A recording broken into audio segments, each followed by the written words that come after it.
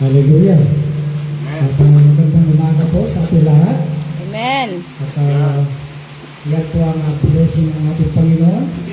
Kung wala po kasing ulan, tayo po lahat ay matutuyo parang dahon.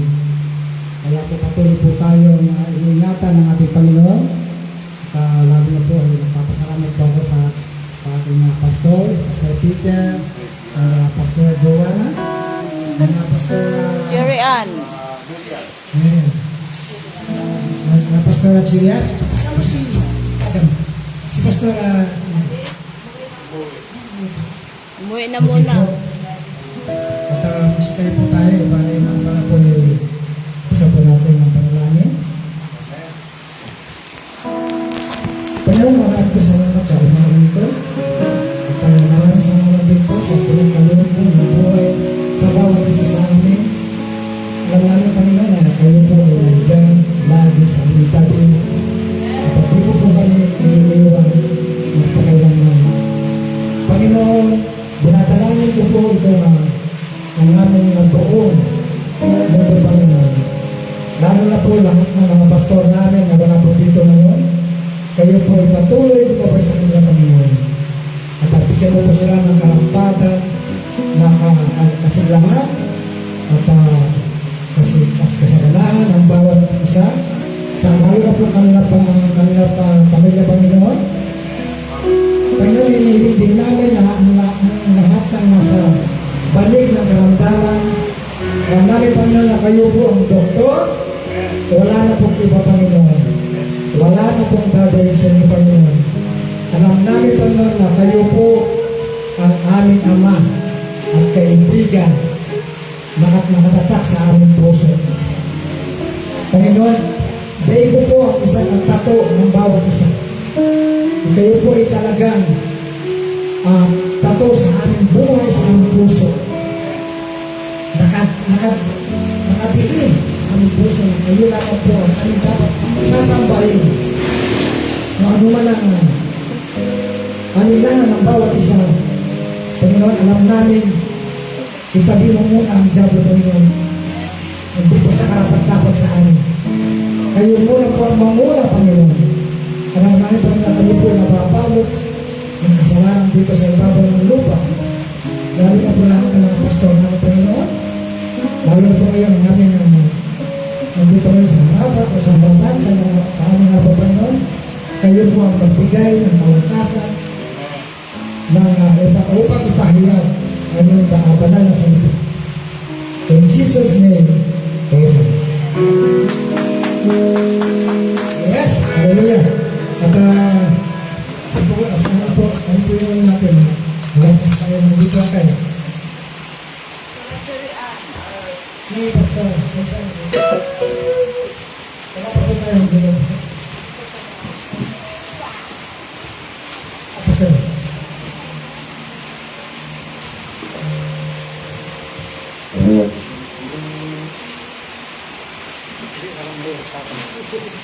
Nag-aaral pa lang.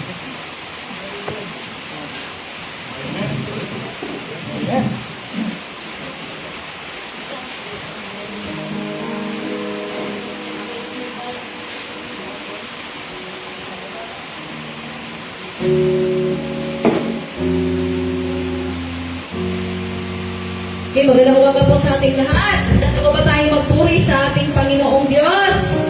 So araw ngayon na araw ng ating pagpapasalamat sa ating Panginoon. Kaya inanyayahan ko po kayong tumayo. Ngayon basahin ng pa ako sa aklat ng Biblia. Sabi dito sa Kawikaan, chapter 150, verse 1 to 6. Sabi dito, sa banal na templo ang Diyos ay awitan. Purihin sa langit ang lakas na taglay. Siya ay purihin sa kanyang ginawa. Siya ay purihin sapagkat dakila. Purihin sa tugtog ng mga trompeta. Awitan sa saliw ng alpa at lera. Sa tugtog ng tambol, magsayaw at purihin. Mga alpa at flautay lahat ay tugtugin. Ang Diyos ay purihin sa tugtog ng pumpyan. Sa lakas ng tugtog siya ay papurihan. Purihan si Yahweh sa lahat ng nilalang. Purihan si Yahweh. Amen. Hallelujah. So, pupusahan ko na tayo. Awitin natin kalinan sama-sama. Tapos, pumusahin mo yung nasa gilid mo, kapatid. Yes.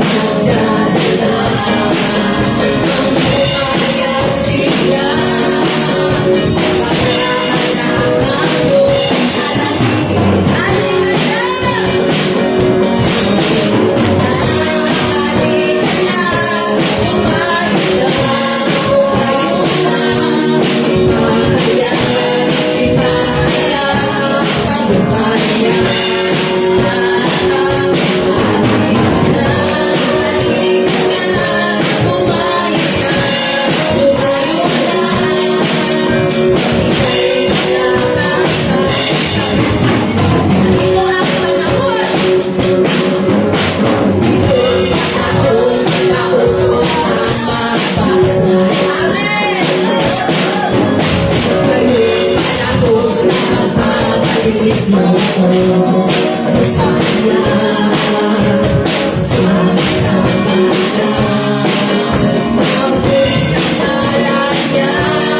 Ang lahat ng plano ay mapapanahalin ka na.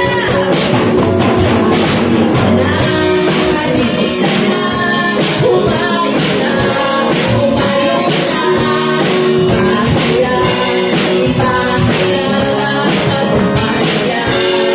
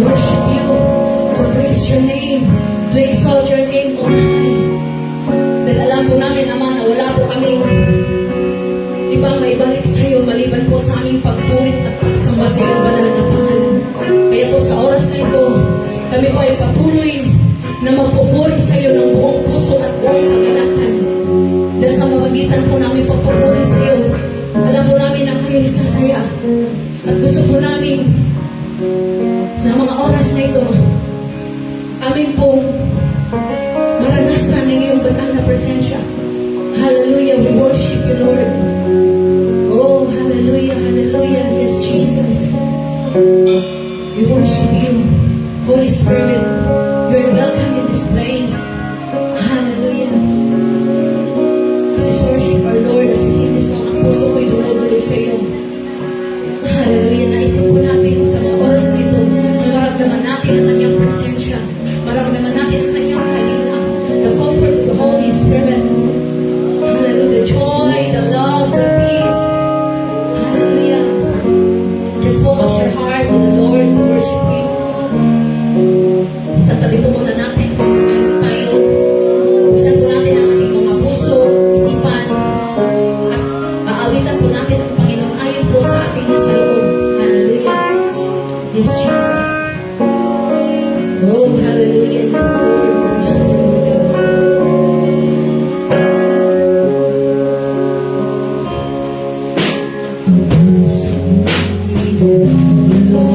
Sa'yo, yes, Lord. Nagpapakumbaba ng susumamos, maging kapatid mo. Ikaw ay mamasdan at kanikaan, sa'yo ay pulisan. Ang puso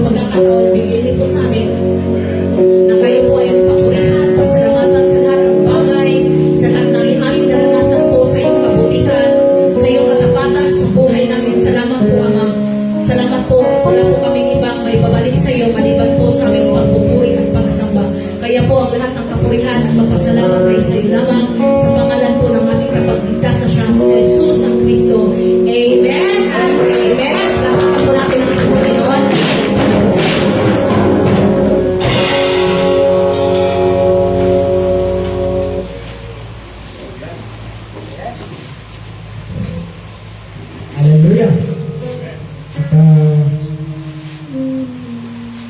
At sino po po yung gusto magkaroon dito sa ating Papa at magpapasalamat sa ating Diyos ano yung ginawa niya sa inyo, ano yung inabot ng Diyos sa inyo, ano yung nasa loob ninyo, di ba?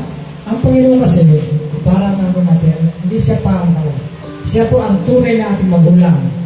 Kung hihingi ka ay bibigyan ka niya, pero kung hindi ka humihingi wala ka, di ba?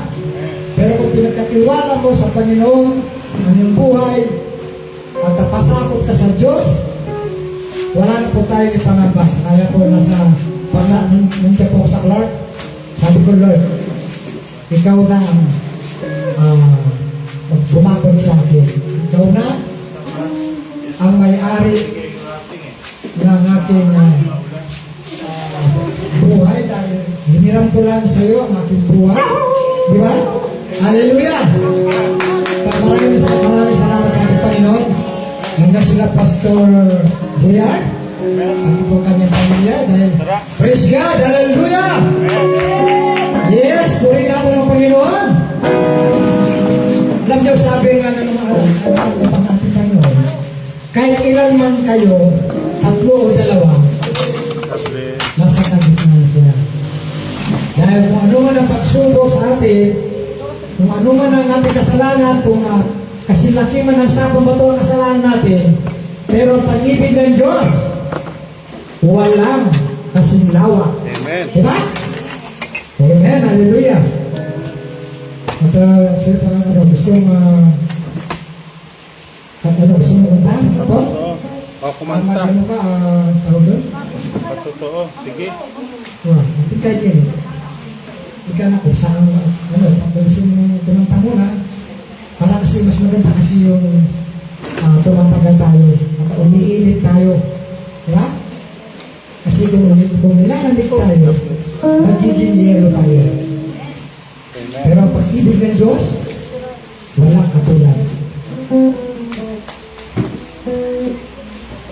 Okay, pwede pa, nagpasa muna po ako dito sa John 3:16. Sabi po rito, sapagkat gayon na lamang ang pag-ibig ng Diyos sa isang katauhan at kanyang ibinigay niya ang kanyang kaisa-isang anak upang ang sino mang sumampalataya sa kanya ay hindi mapahamak, hindi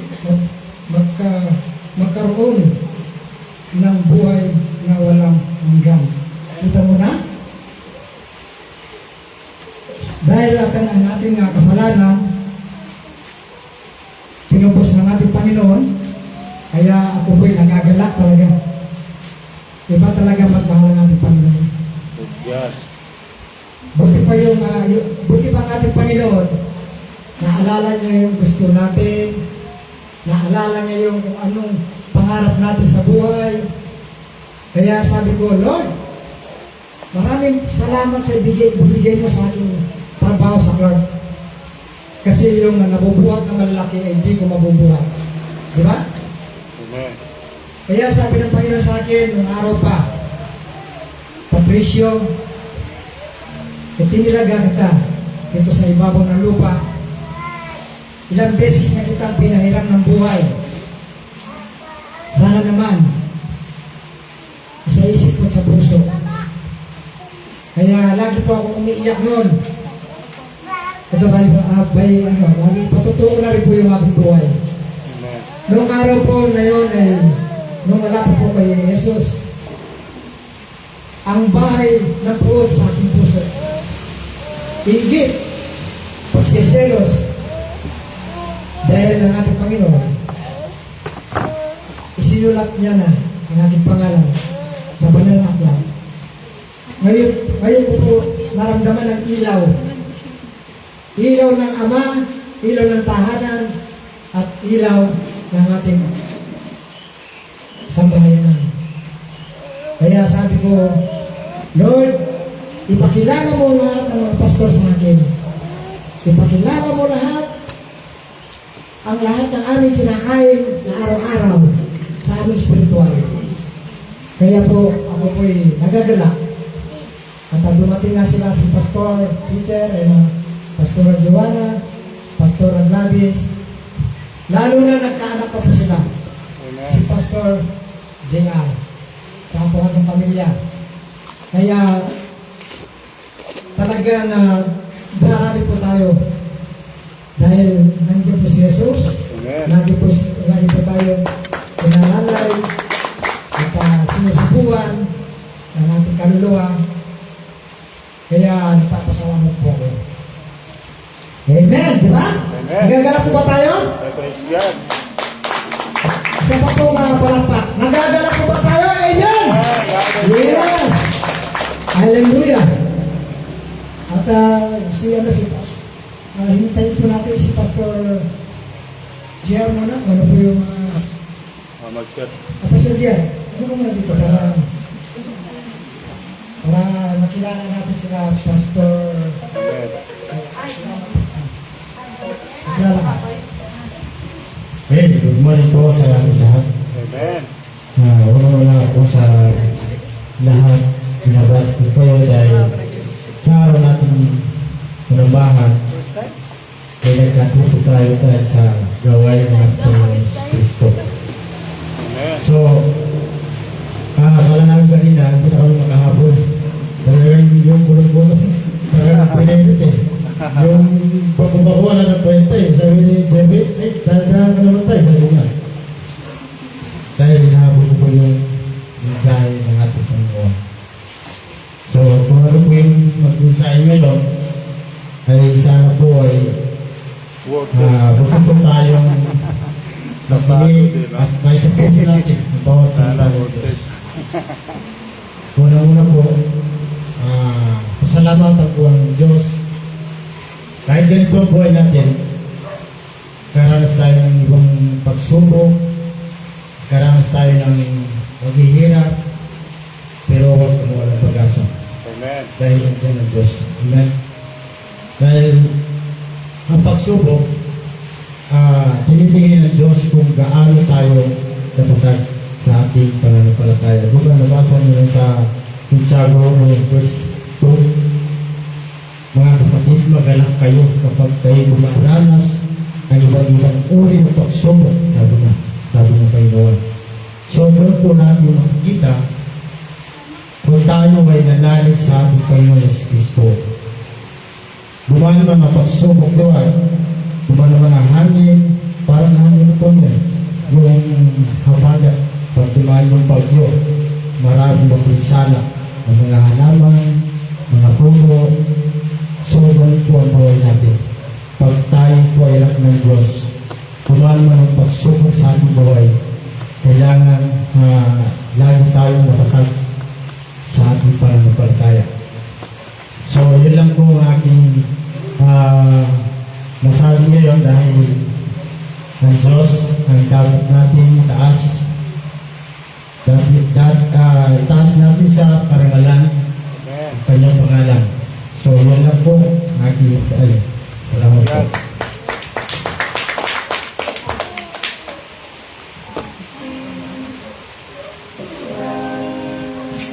So, maraming balas po eh. Yes po, hallelujah. At dumami na po tayo sa ating pagkain sa ating kaluluwa.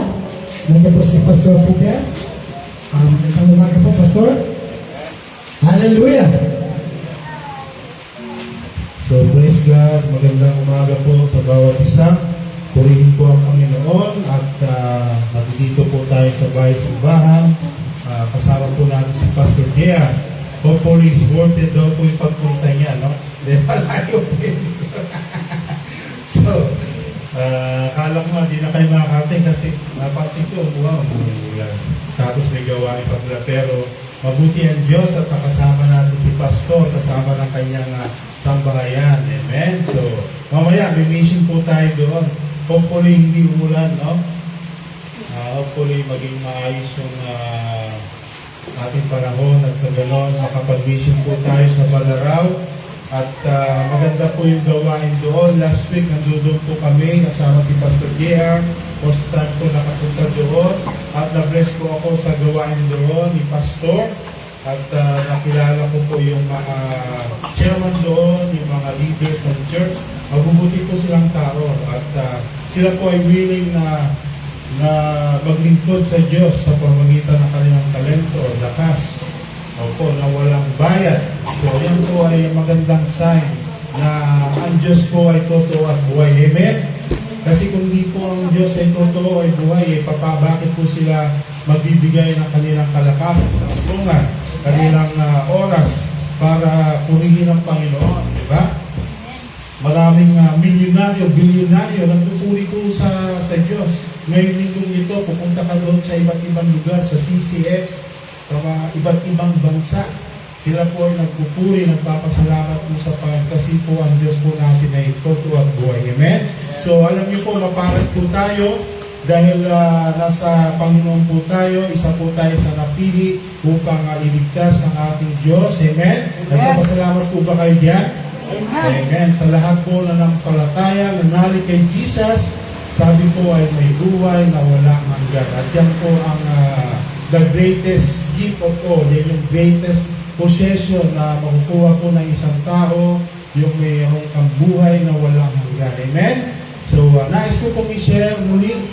Na-share ko po last time yung end times doon po sa kabundukan sa Balaraw at nais ko pong i-continue ito. At this time, medyo hindi pa ako nakapag-ready pero ready po tayo. Dapat lagi tayong handa, okay? So, nais ko pong i-share sa inyo ang what we call is the sign of the end times, okay? So tayo po'y muna manalangin. Hallelujah. Tayo po'y tumayo. Manalangin po tayo. Amang Diyos o dakila, makapangyarihan sa lahat, naparito po kami upang ikaw ay purihin, sambahin, walati at dakilain. Father God, we pray your power will be with us, Lord, the Holy Spirit, Father God, to lead us, Father God, sa aming pag-aaral na iyong salita at sa ganon, mag-bless ang bawat isa at malaman po namin ang iyong layunin, ang iyong salita, Father God, upang kami hindi malinlang, upang kami maging matalino, marunong, at maging handa, at di lamang maging handa, O Diyos, at may pangaral ang mabuting balita patungkol sa iyo. Father God, we pray that only your name will be glorified, that your name of Jesus will be exalted, so that whoever will believe, Father God, will have eternal life to those they put their faith in you, Lord. Thank you, Father. Guide me, Lord, as your speaker today. Father God, we give you praise and glory in the mighty name of Jesus Christ. Amen. Tayo po.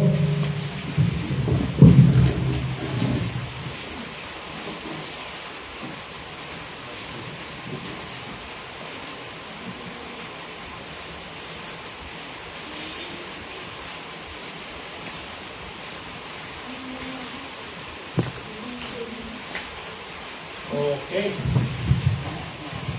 Ang aking title po sa araw na ito na aking share, what is going to happen according to the end times prophecy. So ang aking tuturo po ay medyo marami po ito.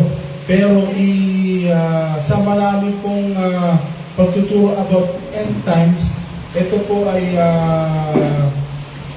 inano lang po siya, yung tawag nito, hindi po siya pinalaki. Bibigyan ko lang kayo ng mga background kung ano yung mga mangyayari sa hinaharap. Okay? Hopefully, naintindihan niyo po. Kasi po yung end times, ito po isa sa pinakamahirap na pag-aaral po ng salita ng Diyos. Mahirap po ito. Lalo na yung sequence, kung ano yung mga sunod-sunod na mga darating.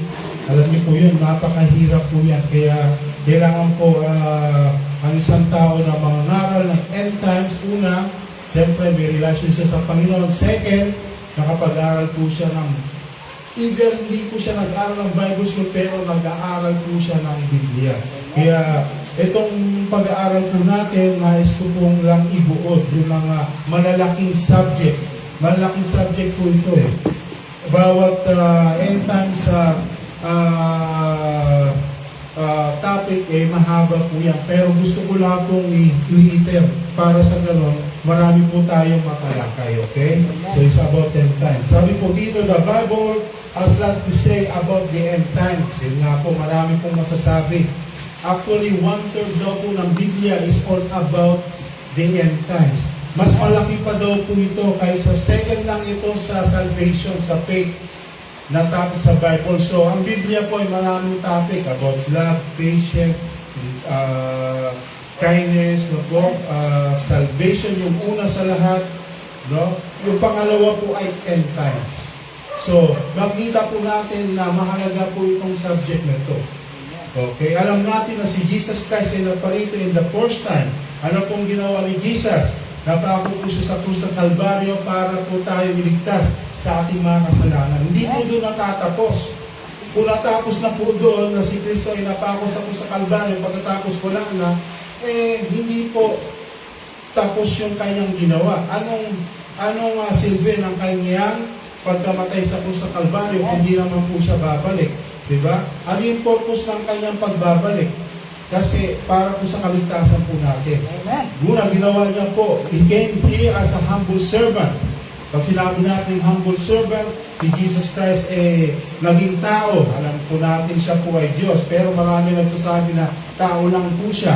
Pero sinasabi ng Bible siya ay Diyos. Nagkatawang tao, bumaba sa lupa. Okay? At anong ginawa niya dito sa lupa? Naging servant of all po siya. Naging servant po para sa lahat. Pag sinabi ko servant of all, servant sa akin, ikaw, lahat po tayo. Bakit? Kasi sabi po ng Biblia, si Kristo lamang ang makapagbayad ng ating mga kasalanan. Lahat po ba tayo naniniwala makasalanan? Okay.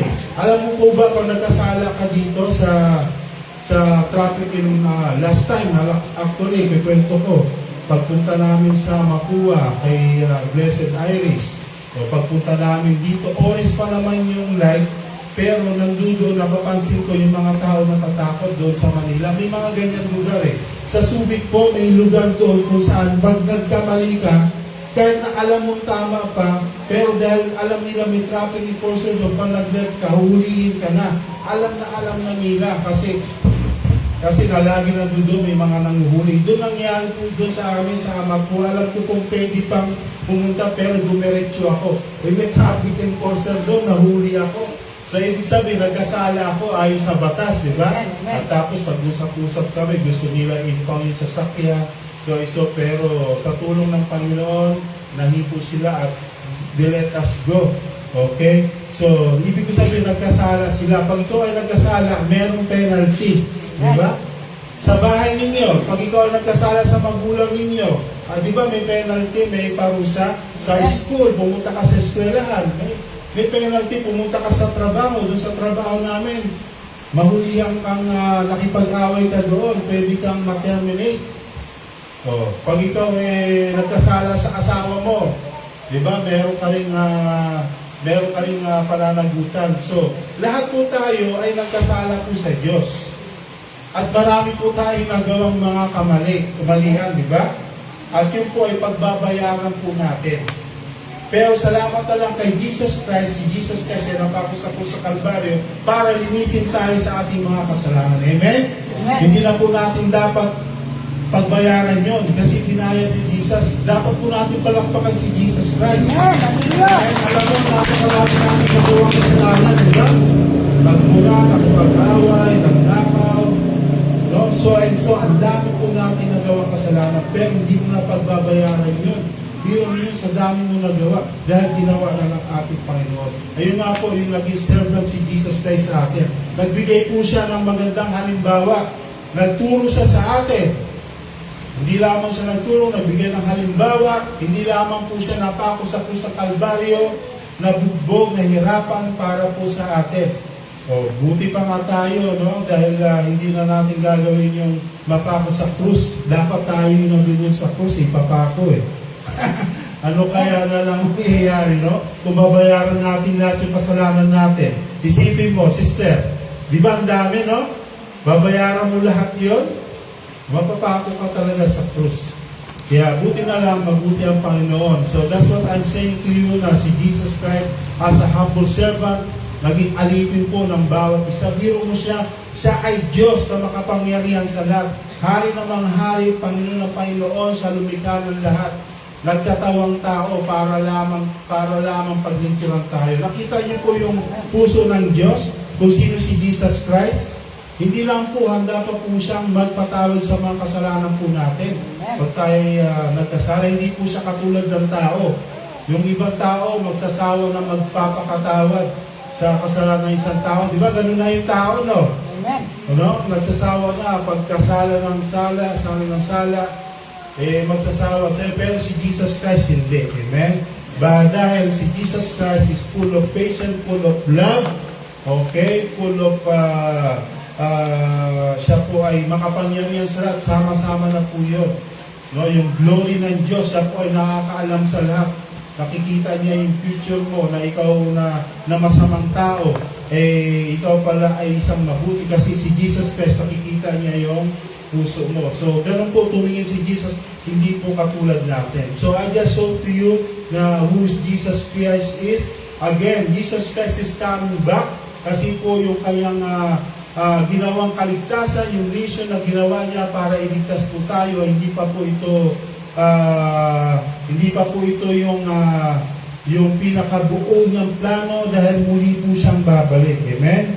Sabi nga po dito, taking all of this prophecy and organizing them can be difficult, following in a very brief summary of what the Bible declare will happen in the end times. Okay? Sinasabi po dito na ang topic po ng end times ay talaga pong napakalaki na dapat po natin pag-aralan.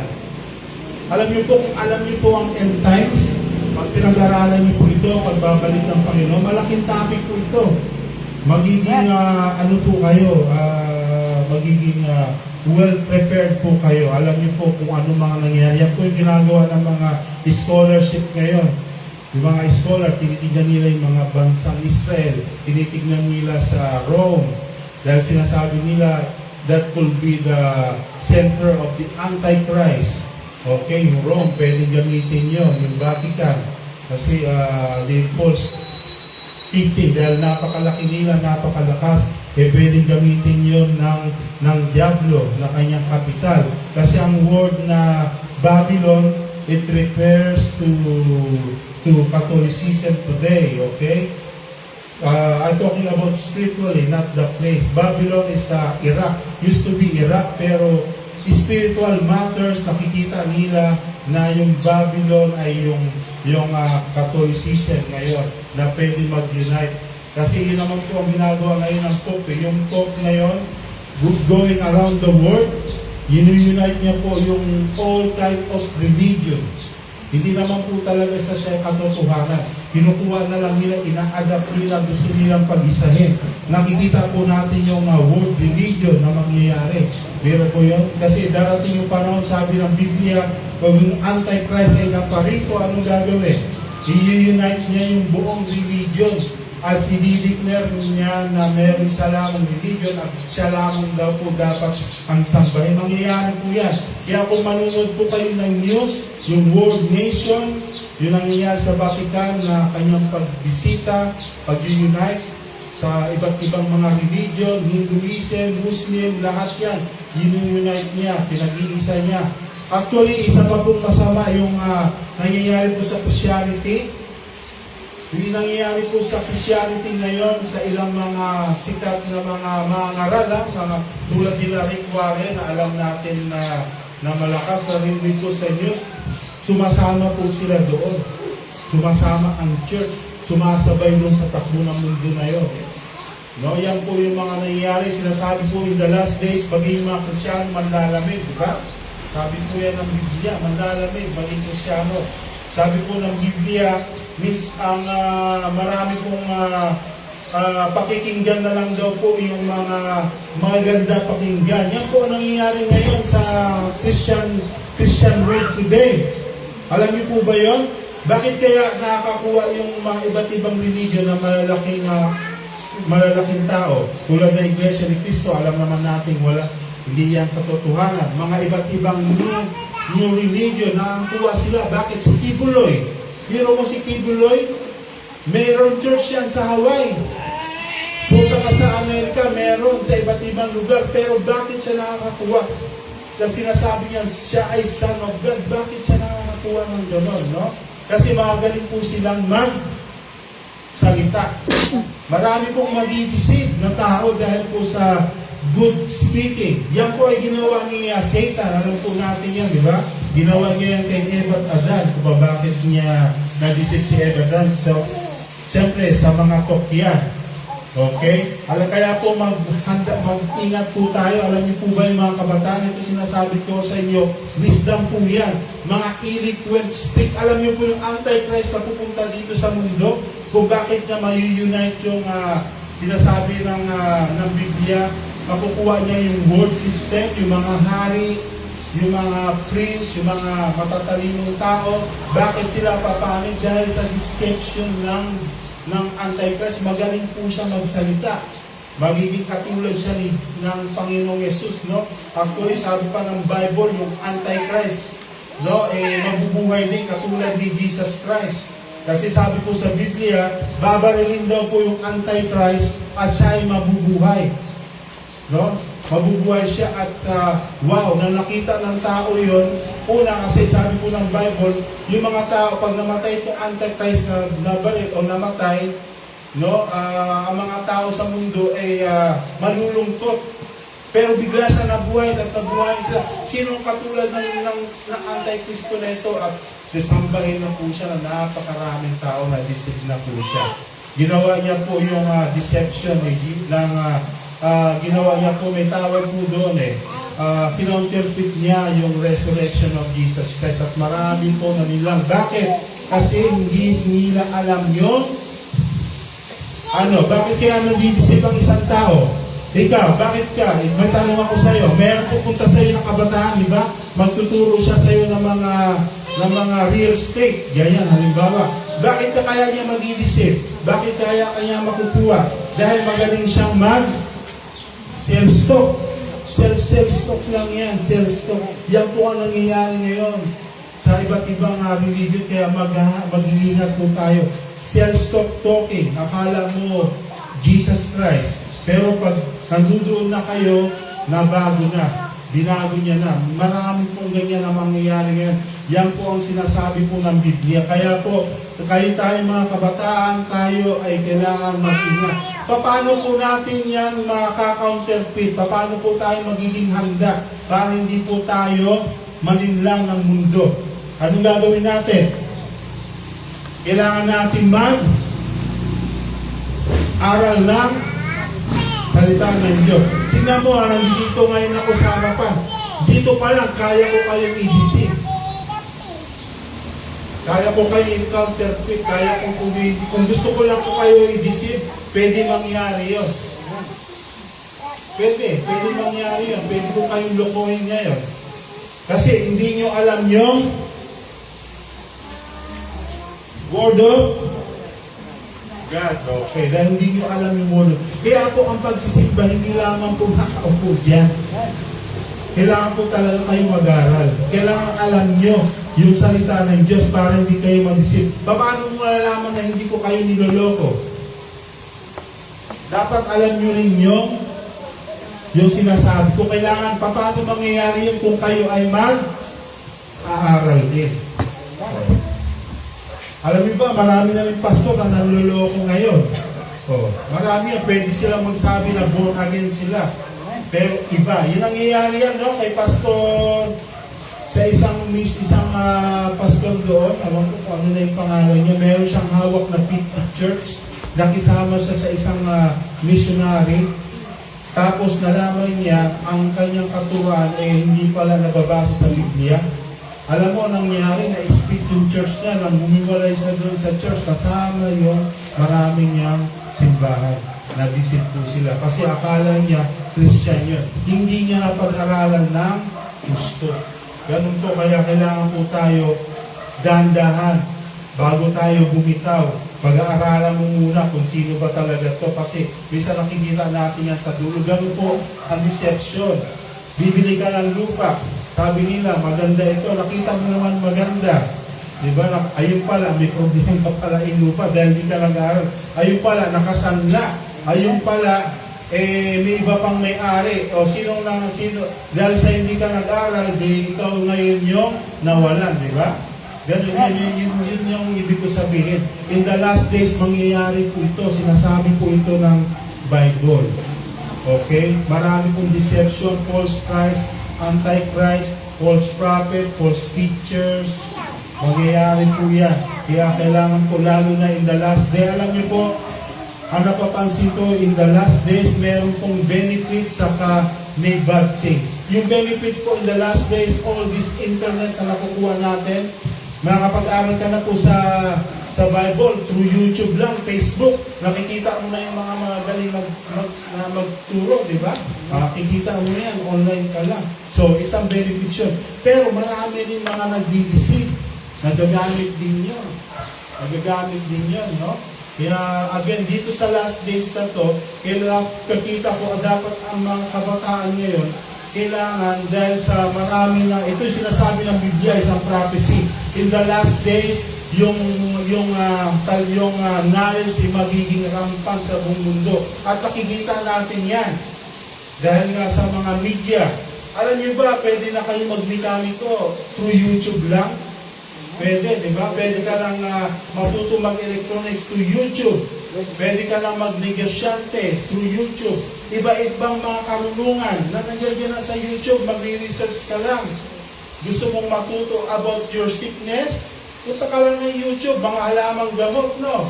Marami ka na matutunan doon. Di ba? Ano yung sinasabi ko, no? Oo, totoo yun.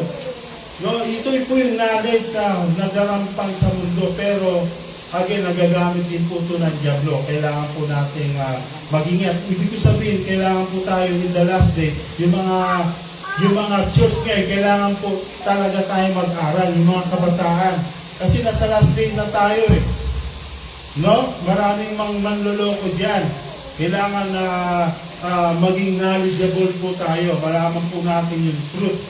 No, yung truth will set you free. Malaman po natin yung mga tamang doktrina.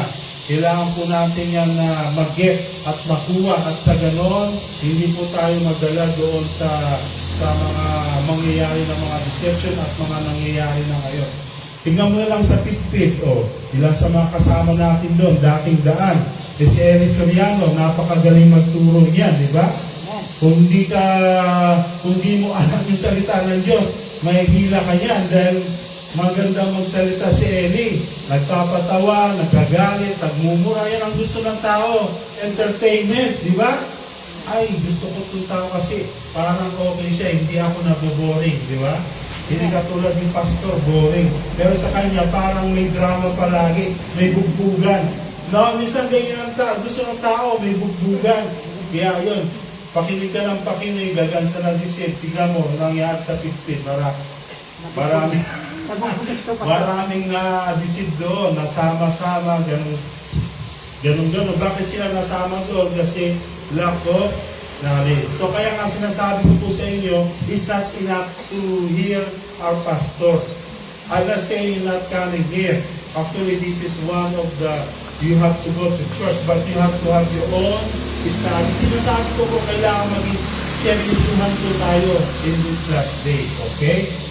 Okay, kasi yan po ay sinasabi ng ating Panginoon. Si Jesus Christ mismo nagsabi niyan. Kung babasahin natin sa Matthew 24, basahin natin. Yan yung sinare ko last time eh. Bakit ako napunta sa topic na ito? Pero anyway, dinala tayo ng banal na spirito. Pinag-aralan namin ko last Sunday, pero isulat natin, okay? Babasahin ko lang sa inyo. Verse 4, Jesus answered them, see to it that no one deceive you, because many will come in my name and say, I am the Messiah, and they will deceive many people. Hiro mo yun, no? Maraming nag-deceive. Sa Mindanao lang, no? Pastora, maraming cults doon, no? Maraming cults sa Mindanao, eh. Nakikita ko magkakaroon sila ng mga community doon sa Mindanao. Dahil sa eloquent of word tapos sa mga so and so na dadala po. Isa lang po yun, no? Lalong-lalo na po sa ibang lugar. Nangyayari po ito. Itong binabasa po natin as we speak, nangyayari po. As we speak ngayon, maraming worship, nag-worship diyan na hindi po talaga sila tunay na nag-worship sa tunay na buhay. Kasi hindi sila nakasentro kay Jesus Christ. Inilalagay lang nila yung kanilang plataforma at gusto at di po talaga nila kinataas ang Panginoon. Di po sila nababase sa Scripture. Ginagawa rin po nila yung ginagawa natin. Pero hindi po sila nakakonect kay Jesus. Bakit? Kasi hindi po sila Christ-centered. Hindi po talaga na itataas yung kanilang religion, na itataas yung kanilang pastor, na itataas yung iba't iba nilang mga rules and regulations. So, nangyayari po ito. Pero dito po, wala po tayong ibang itataas dito kundi si Jesus Christ. Kaya sinasabi ko nga po sa inyo, magbabasa po tayo ng Bible. Kailangan po natin magbasa ng Bible. Sino po may Bible sa inyo?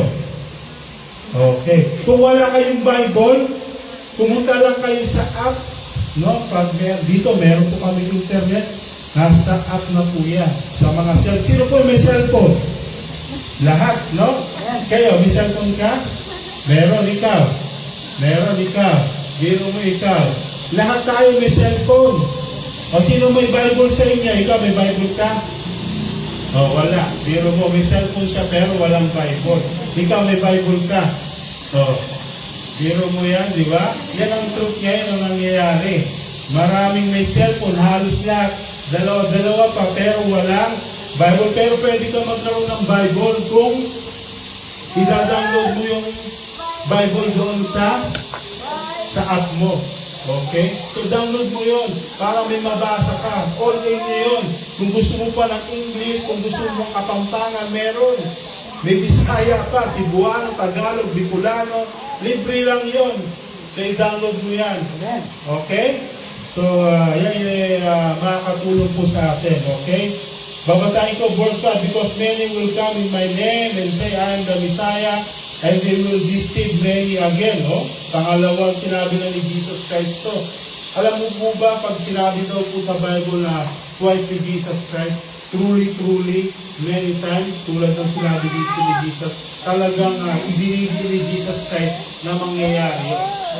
Mangyayari talaga.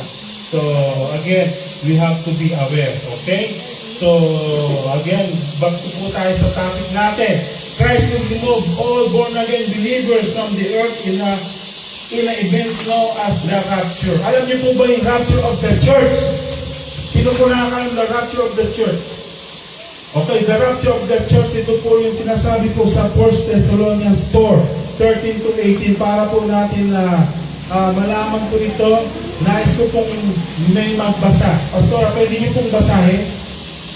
1 Thessalonians 4:13-18. Gusto ko pong malaman ninyo na the rapture of the church. At sa tingin ko dito po tayo, itong subject lang po ito ay napakalaki na at mahalaga po ito at maganda po malaman po natin ito. Verse 13-18. Dito po, Pastora. Okay, sabi po ng salita ng Panginoon sa unang Tesalonica, chapter 4, verse 13-18. Mga kapatid, nais namin malaman ninyo ang katotohanan tungkol sa mga namatay na upang hindi kayo magdalamhati tulad ng mga taong walang pag-asa. Dahil naniniwala tayong si Jesus ay namatay at muling nabuhay, naniniwala din tayo bubuhayin ng Diyos upang isama kay Jesus ang lahat ng mga namatay na sumasampalataya sa Kanya. Ito ang itinuturo ng Panginoon na sinasabi namin sa inyo. Tayo mga nabubuhay pa at natitira pa hanggang sa pagparito ng Panginoon ay hindi mauuna sa mga namatay na. Sa araw na iyon ay maririnig ang tinig ng arkanghel at ang tunog ng trompeta ng Diyos. At ang Panginoon mismo ay bababa mula sa langit na sumisigaw. At ang mga namatay na sumasampalataya kay Kristo ay bubuhayin muna. Pagkatapos, tayo buhay pa at natitira ay titipunin sa alabaap kasama ng mga binungay upang salubungin ang Panginoon sa ikapawid. Sa gayon, makakapiling natin siya magpakailanman. Kaya nga, palakasin ninyo ang loob ng bawat isa sa pamamagitan ng mga salitang ito. Amen. Palakpakan po natin ang Panginoong Jesus. Yan po, ilabas po natin the rapture of the church, yung pagbabalik ng ating Panginoong Jesus. Amen. Pero alam niyo po, pag kayo ay nag-isip, masasama po ba kayo sa rapture? Hindi. Bakit? Di kayo masasama sa rapture. Nag-isip kayo. Iba yung pinasampalatayanan niyo. Nagsampalataya kayo sa religion niyo, sa church niyo, sa church leader niyo. Mali. Ano sinasabi ng Biblia? Sino dapat ating sampalatayanan? Si Jesus Christ. Amen?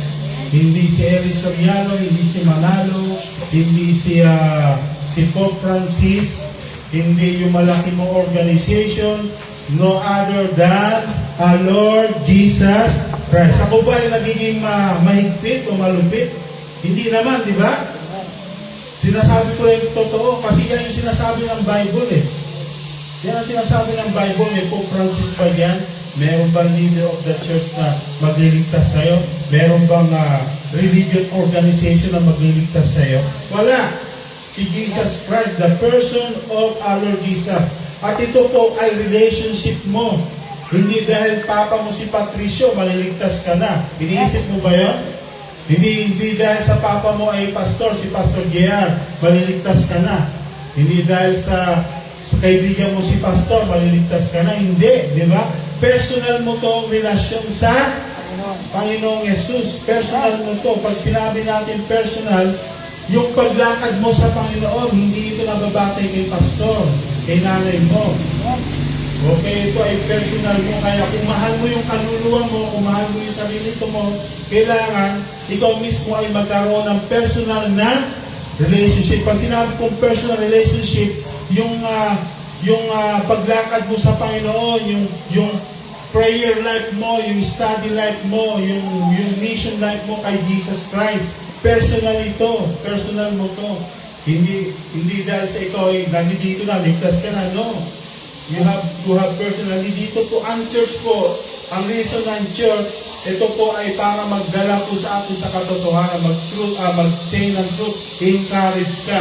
At ginagawa po namin ito kasi pag ikaw na ay Christian, mission natin na may pahayag po ang mabuting balita sa lahat ng tao, hindi lamang sa pamilya namin, sa kabataan, no, sa lahat ng tao ng mga nakakasamuha mo, kung saan nais ng Diyos na gamitin ka.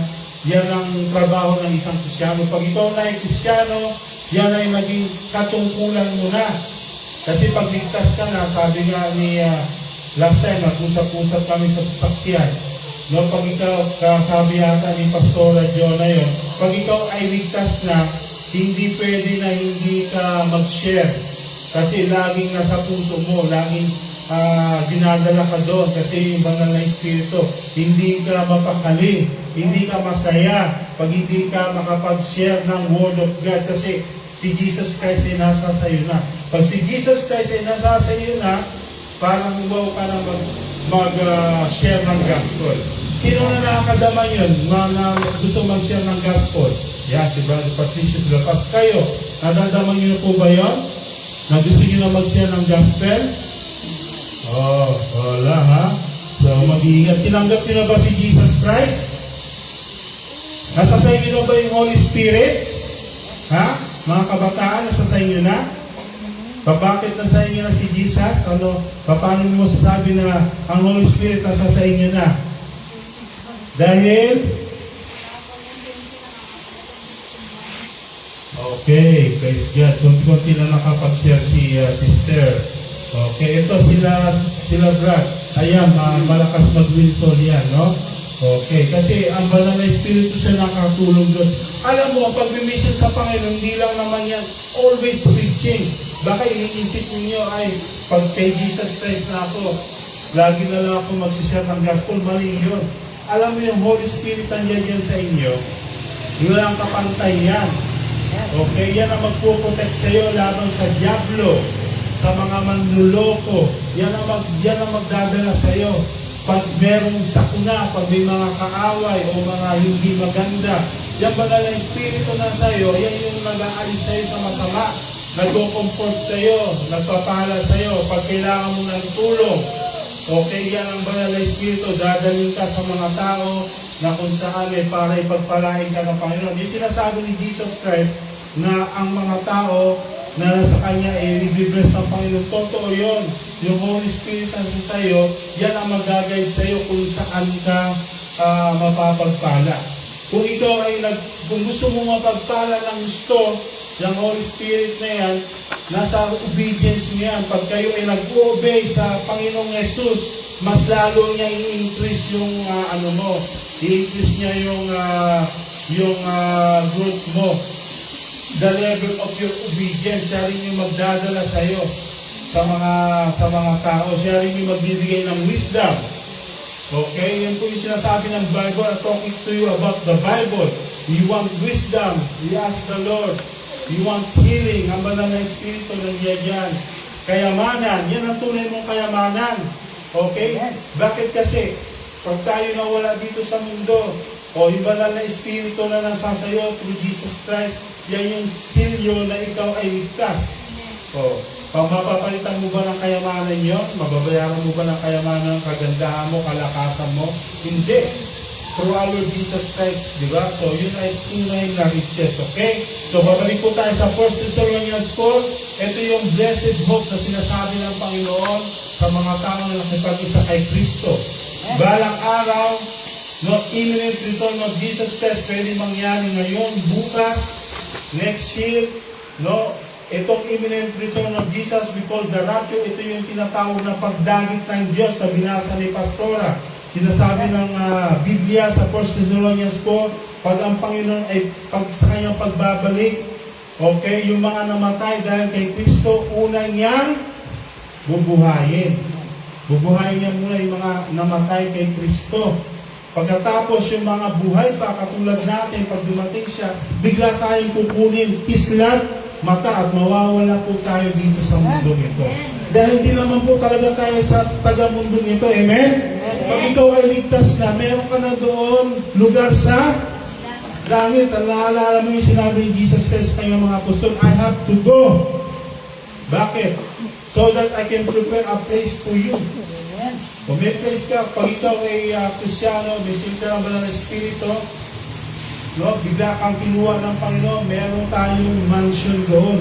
Andun tayo kasama ng Panginoong Yesus, kasama ng mga ligtas. Andun tayo, yung mansion na yon, wala pang nagawa na kasing ganda na nangyari dito sa lupa. Yung nakikita natin dito sa lupa, wala po yan. Wala pong panama yan doon sa lumikha ng langit at lupa. Walang iba kundi ang Panginoon. Ito yung the rapture. Ito ay sinasabi na imminent return of our Lord Jesus. Pwede mangyari anytime. Anytime pwedeng mangyari ito. Walang sign ito. Yung second coming of Christ, may sign yon. At nangyayari na po yun. Okay, yung rebuilding the temple. Alam niyo po ba sa Israel, handa lahat ng preparation na pagtayo po ng temple, ready na, nandun na yung menorah. Kung pumunta ka doon sa Israel, meron na po silang napakalaking menorah, pure gold yun.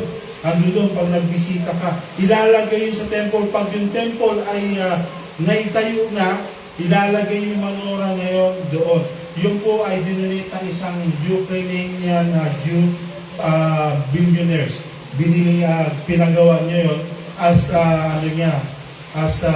pagmamahal niya sa Panginoon. Kasi Diyos siya para maitayo. Niready na po yung mga priest, yung hyper, yung baka na kakatayin, nakaready na po lahat, yung pera, yung costume ng mga priest, nakaready na po yan. Pero hindi pa po nila magawa kasi hindi pa natutupad yung salita ng Diyos. Sabi po ng Biblia, ang makakagawa niyan, i-allow ng Diyos na makagawa niyan, mabalik yung third temple doon, yung Antichrist. Yung magkakaroon ng tatakan ng 666. Ito yung mga tao na makukuha ng Antichrist. Maraming makukuha yung Antichrist sa buong mundo kasi sabi ng Biblia, hindi nila minahal yung truth. Pag dahil di mo minahal ang truth, alam mo ang truth will set you free. Alam mo si Jesus Christ is Lord, the only way to God, no? Pero hindi mo siya minahal. Pag dumating yung Antichrist, pag nawala yung tinatawag nating presence of the Holy Spirit sa mundo, marami pong mabibisip. Alam niyo ba kung bakit na yung kasamaan ng tao ay hindi pa po nalalaganap sa mundo? Alam niyo ba ang tao lalong sumasama? Alam niyo yan, no? Maaaring hindi dito sa Pilipinas, pero sa ibang lugar, talagang nakikita mo na naman. At nangyayari na rin po yan dito sa Pilipinas. Sumasama na rin po ang mga tao. Dati, ang mga bata, magagalang, di ba? Yung buhay natin noon, simple-simple lang, no? Mga Pilipino, nakakabuhay tayo ng kahit na hindi tayo magtrabaho. Ngayon, mabubuhay ka ba pag hindi ka nagtrabaho sa bundok? Hindi na, di ba? Mas mahirap na yung buhay. Ganun po yung mangyayari sa reality. Yung mga tao po na yun, again, sa mga madideceive, yung mga hindi tumanggap ng truth, madideceive po sila ng Antichrist, sabi po ng Bible. At sila magpapatatak ng 666. Pag ikaw daw po ay natatakan ng 666, wala ka ng kaligtasan. Sabi po ng Bible yan. No? Alam niyo po ba yung 666 o yung tatak na yon? So magkakaroon ng world system. Nangyari nga yan sa COVID. Nakita niyo yung COVID time, di ba? Pag sinabi ng government, walang lalabas. Ano nangyari? Walang lalabas. Nakontrol nila yung mundo. Nakita mo yon?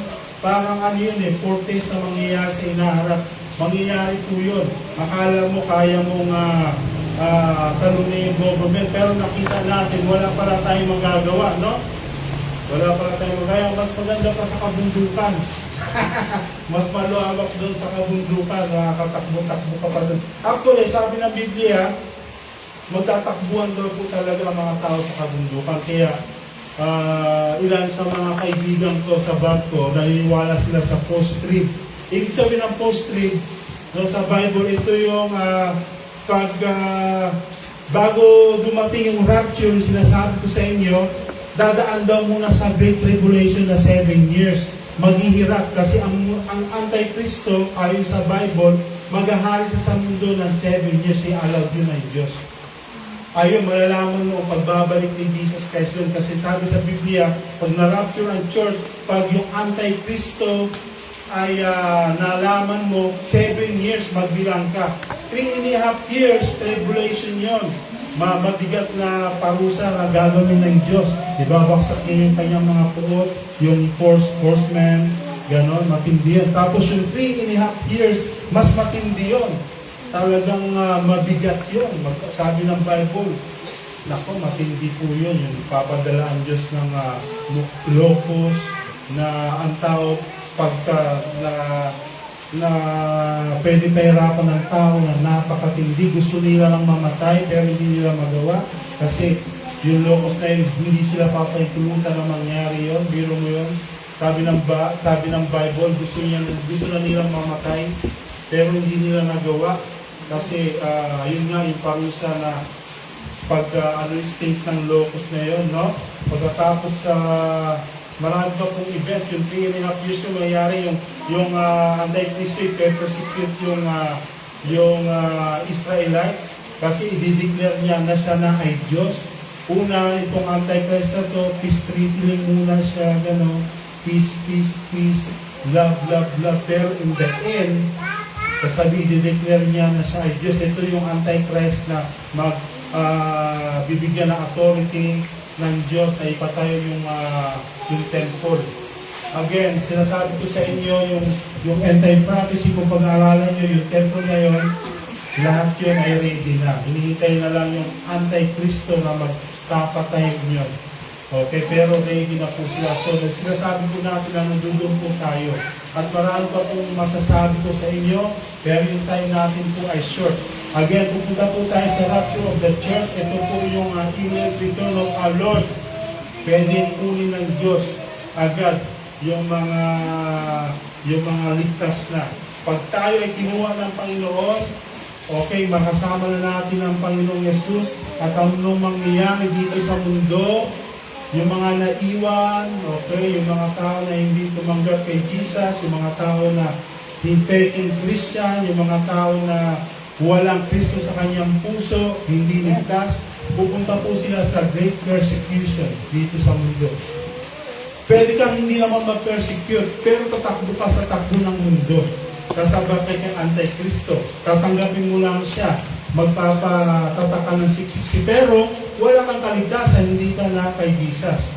7 years lang, medyo hindi rin masarap ang buhay mo kasi sabi ng Diyos, ipo-pour out niya yung wrath niya sa mga hindi ligtas.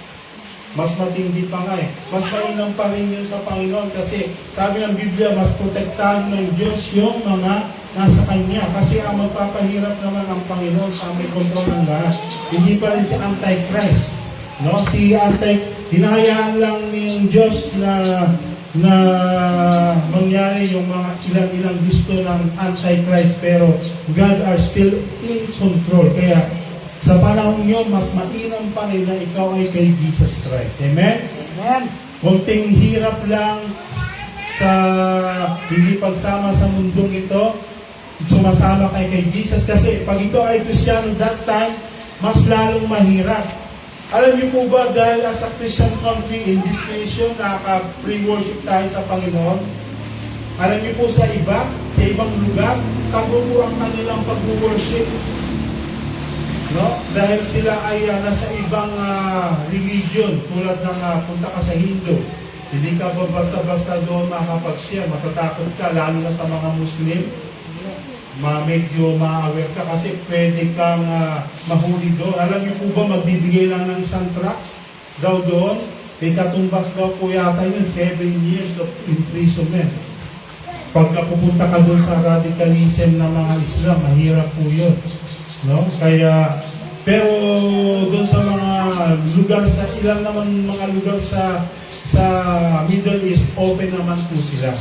Pero sa ibang lugar na talagang matindi, talagang tago po ang kanilang pagsamba doon sa Panginoon. Kasi pwede po kayong makulong, ma-persecute, mawalan ng trabaho, matanggal sa trabaho, i-deport, ma-fine, so and so. Kung babasahin mo nga ngayon, punta ka lang sa Christian News Today, maging sa Amerika, na-persecute po ang Christian, maging dito sa Pilipinas, at lalo na po sa ibang lugar. Kung babasahin mo yung Christian News, kanina binuksan ko, makikita mo yung mga persecuted Christian, mga na-prison. Doon sa Haiti ngayon, magulo po ngayon sa Haiti, may 2 couple po doon na marriage lang daw ng 2022. Nag-mission sila sa Haiti, o kaya lang nangyari, kinidnap sila. Most likely daw, sinunog daw yata ayon doon sa news. Bata pa to, 21-22, nag-mission sila doon, mag-asawa.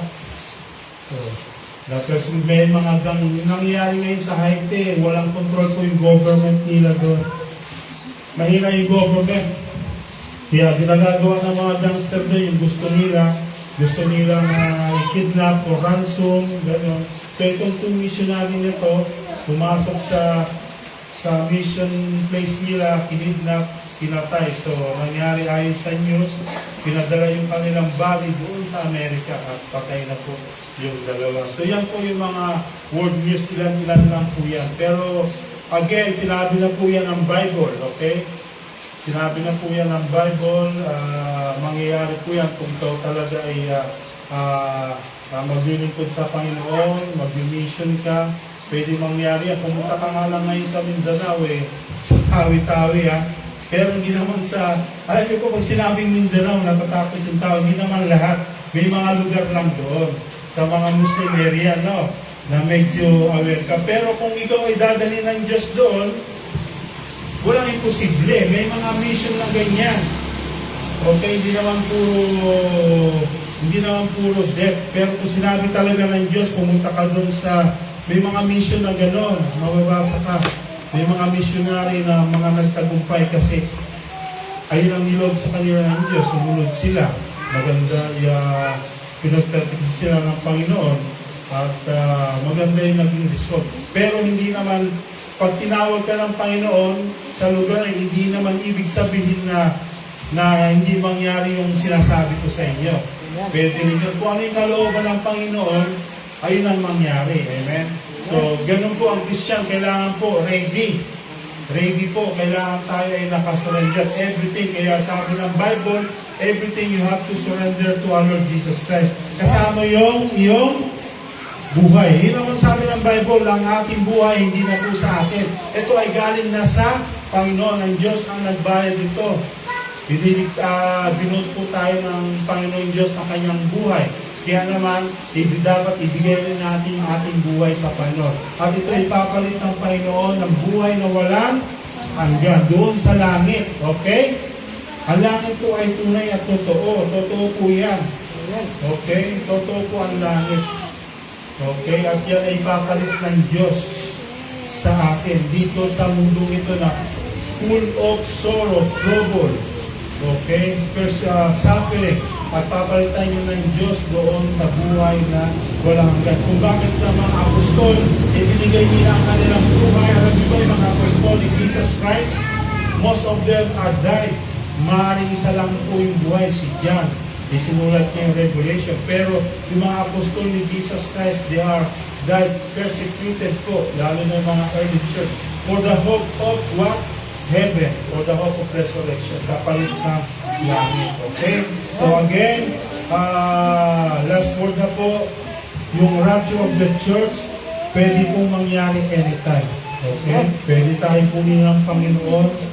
Ayaw niya na tayong mahirapan. Ayaw niya na ang purpose po ng rapture, kasi po ang Diyos ay magagalit na po sa mundo. Galit na po siya. Ibig sabihin, gusto niya na i-pour-out yung kanyang wrath. At ayaw ng Diyos na maisama yung mga mananampalataya. No? Kaya ira-rapture niya yung kanyang mananampalataya kasi ikaw daw, sabi ng Bible to dahil ikaw ay naging tapat sa kanyang salita, hindi niya na ipaparanas yung kahirapan na yan. I-rapture na tayo. Tapos doon sa pagdating natin doon sa rapture, naghihirap dito, sinabi ko sa inyo, tayo naman ay nire-rewardan doon ng Diyos. Tinatawag ng may tawag doon, Bima, Seat of Christ, kung saan yung ating mga paglilingkod ay ni-reward ng Panginoon. Yung ating mga pagpapagal, paglilingkod, pagbibigay, ano man yan na ginawa mo sa Panginoon, i-rewardan niya ng Panginoon ayon sa iyong mga gawa. No? At dito sa mundo, maghihirap. At yung mga maliligtas talaga kung daraan po sila sa butas ng karayong. Okay? Pero makakayanan pa rin po nila yun dahil sa katotohanan, dahil kay Jesus Christ. Marami pa rin pong maliligtas. Okay? At pagdating ng Panginoon sa kanyang second coming, pupuksain niya yung Antikristo at yung mga hindi ligtas. Okay? Ay paparusahan ng Panginoon, mawawala po sila at Jesus Christ will reign in earth for 1,000 years. Okay? 1,000 years of peace. Si Jesus Christ ay mag-reign doon sa Jerusalem with the Jewish people na mga hindi nagpapatak ng 666 at Jesus Christ will reign there kasama ng kanyang mga saint, kasama po tayong mga na-rapture. So, ang the best way to be saved are to be raptured. Okay? Hindi na po tayo dadanas ng kamatayan. Pag ikaw ay na-rapture na pati si Jesus, hindi na tayo dadanas ng kamatayan. Tayo po ay napili na ng Panginoon, hindi na tayo maghihirap doon sa tribulation at sure na po yung kaligtasan po natin pagkasama po tayo doon sa langit. Amen? So ang tanong ko po ngayon, ikaw po ba ay ligtas na? Tinanggap mo na ba si Jesus Christ? Pag dumating ba si Jesus Christ ngayon, alam mo makakasama kanya? Ha? Kung hindi pa, tayo po ay manalangin, pwede po natin mag-guarantee na ikaw ay makasama po sa rapture. Kung gusto niyo po makasama sa rapture, no po, meron lamang po tayong dapat gawin. Una, repent on your sin. Magsisi ka sa mga kasalanan mo. Second, you put your faith in our Lord Jesus Christ. Okay? At third, kung ito ay tunay na ligtas, makikita sa buhay mo na meron kang pagbabago. Na ang banal na espiritu ay nasa sa'yo. Kung wala ka pa yun, kung wala pa, hindi ka pa nagsisi sa mga kasalanan mo, kung kailangan mo ng assurance na ikaw ay ligtas, tayo po ay tumayo. Tayo po tayo. At kung gusto mong maligtas, sumabay ka sa aking panalangin. Ikaw ba, sister, sigurado ka na mararapture kayo?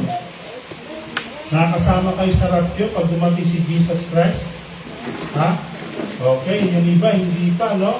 Kayo po, sister, sigurado na po ba kayo pag nag-rapture ngayon, kasama niyo na si Jesus Christ? Okay, tinanggap niyo na. So, sino man sa inyo hindi pa tumanggap sa ating Panginoong Yesus, tayo po ay manalangin na pagsisisi at pagtanggap, okay? Sabihin mo to, Panginoong Yesus, patawarin mo po ako sa aking mga kasalanan. Linisin mo ako ng iyong banal na dugo. At tinatanggap ko ang buhay na walang hanggan na ibinibigay mo sa lahat ng sumampalataya sa iyo na ikaw ang Kristo, ang Diyos na naparito sa mundo, napako sa krus ng Kalbaryo dahil sa aking kasalanan at muling babalik. Marami pong salamat sa buhay na walang hanggan na ibinibigay mo sa lahat ng sumampalataya sa inyo. Tinatanggap ko po ito na may pasasalamat at pagsamba sa iyo. Ito ang aking dalangin. Maraming salamat sa buhay na walang hanggan na ibinigay mo. Sa tanging pangalan ni Jesus na aking Diyos at tagapagligtas. Amen. Purihin po natin ang Panginoon. Hallelujah. Ang blessed time, Pastor. Okay.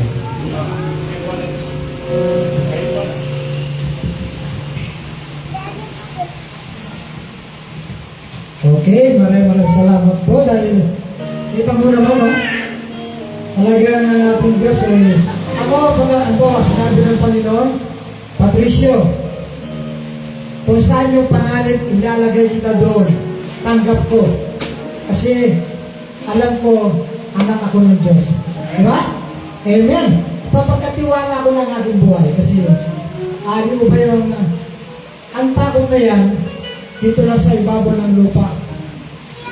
Pero kung kasama mo si Jesus, ang iyong Ama, ako nga, kanina pa nung nagsalita si Pastor, kung pagkaloob ng Panginoon, ako'y dadalhin sa Mindanao, ako po gustong-gusto ko po yun.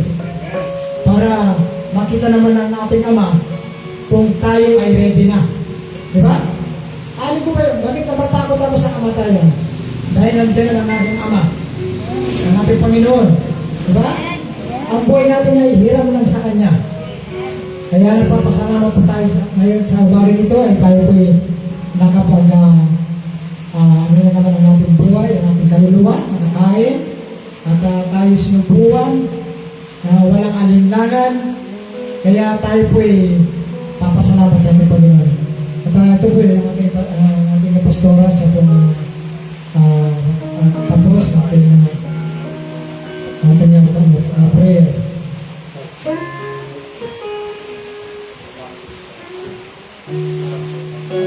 Paano ba si Pastor po yun? At siya po pala ang okay. Siya po ang magkaroon ngayon ng papuso siya na po ang magtapos. Sige, bibigyan po natin ng isang awitin ng ating Panginoon. Sino po yung na-bless? Salita na po. Talagang sabihin po natin sa sarili natin na, Lord, hindi pa ako karapat-dapat pero salamat sa biyaya na binibigay mo. Alam niyo ba, niyakap niya tayo sa ating karumihan dahil sa kanyang pagmamahal? Hindi aksidente na nandito kayo ngayon. Bakit? Kasi mahal kayo ng Diyos. Sabi kanina ni Pastor, habang may panahon pa tayo, tanggapin natin siya sa buhay natin na siyang tagapagligtas. Dahil ang mundong ito ay hindi makakapagligtas natin. Alam niyo ba yun? Sabi niyo na gusto niyo bang maranasan yung pagkilos ng Panginoon sa buhay niyo?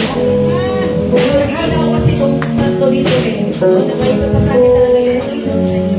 Gusto niya na maramdaman niyo ngayon kung gaano niya kayong kamahal. Kung mahal niya kayong mga magulang niyo, mas mahal kayo ng Diyos.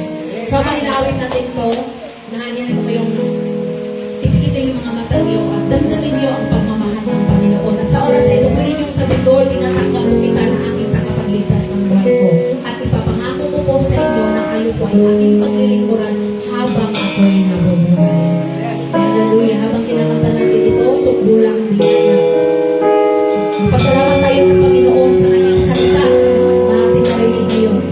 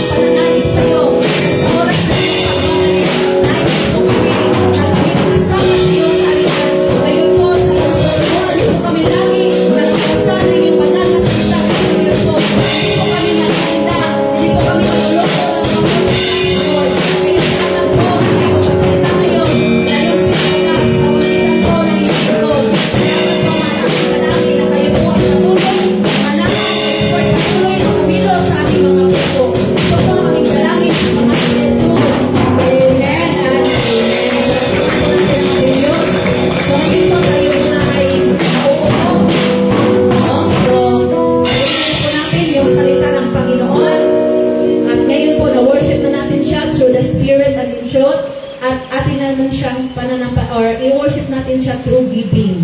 Di ba? Sino po yung, kumbaga may-ari sa lahat ng ating, sa lahat ng meron tayo? Sino po? Di ba ang Diyos?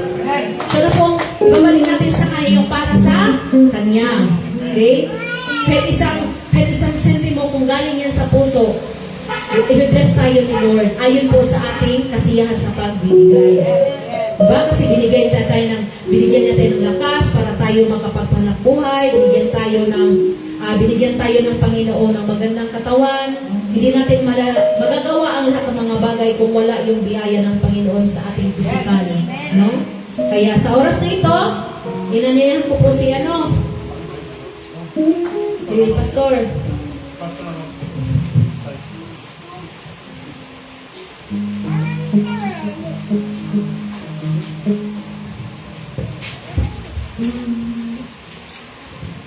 Okay, pag-pray natin ang offering ngayon.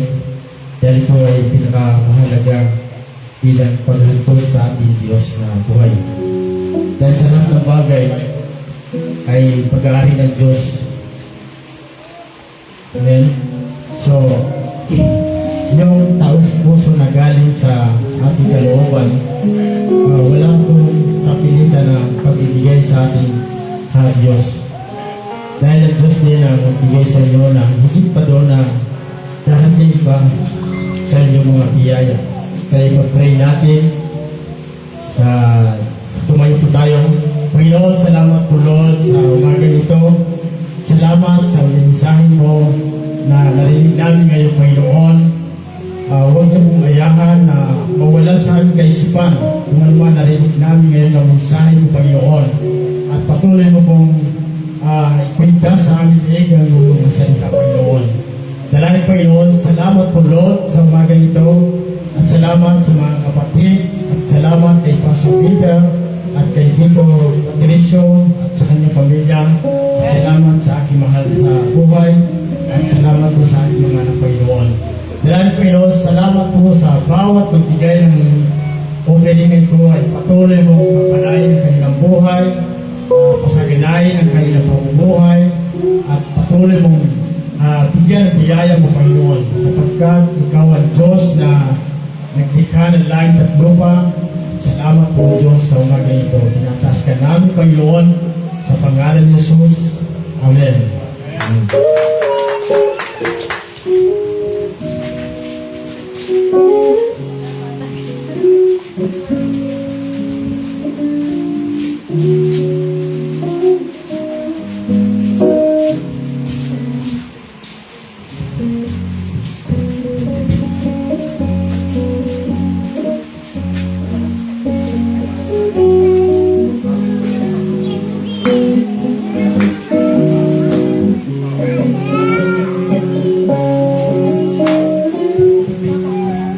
Purihin po ang Panginoon. Amen. Huwag po kayong maalis bago tayo magtapos.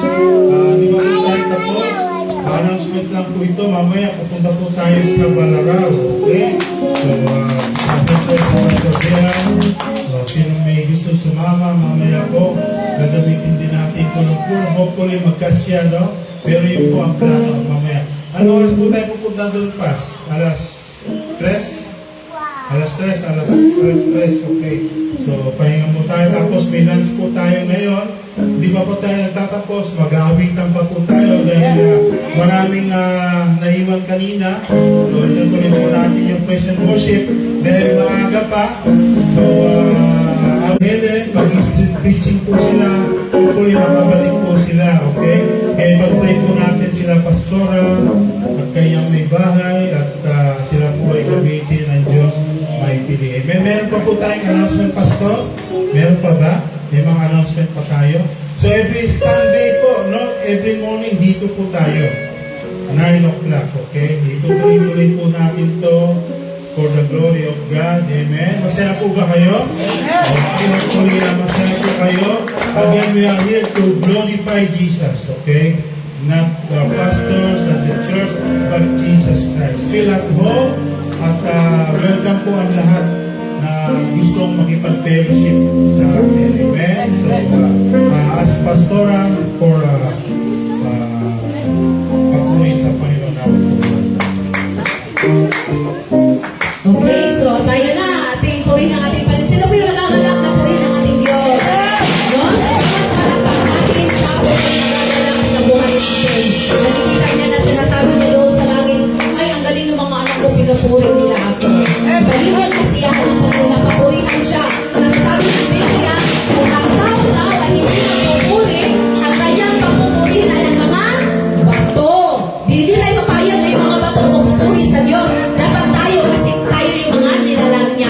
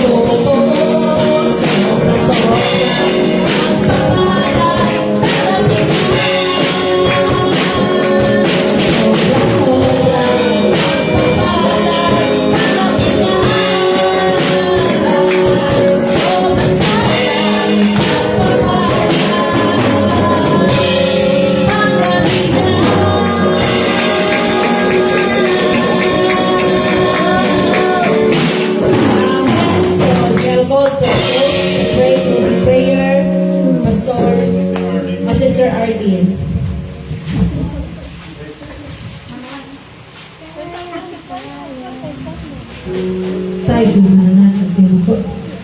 Lord, salamat po Lord sa oras nito, Lord.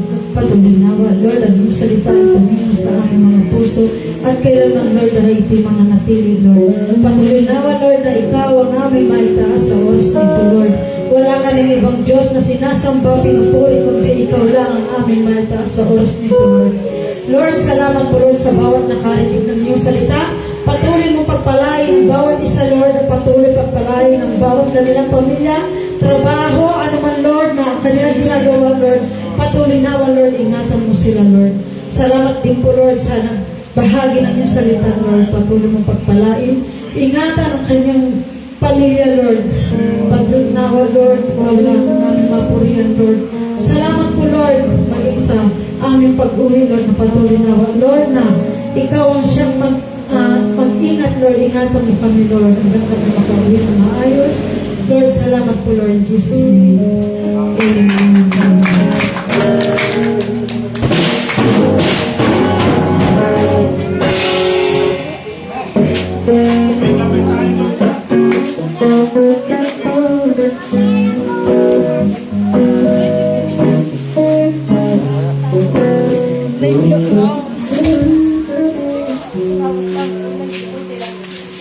Kapit tayo doon, no?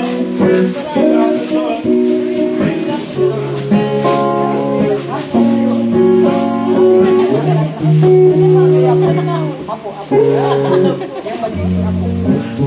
At ang magiging apo pa.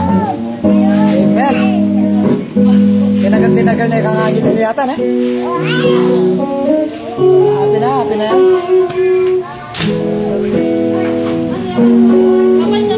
Magkape ikaw. Magkape kayo pa mo.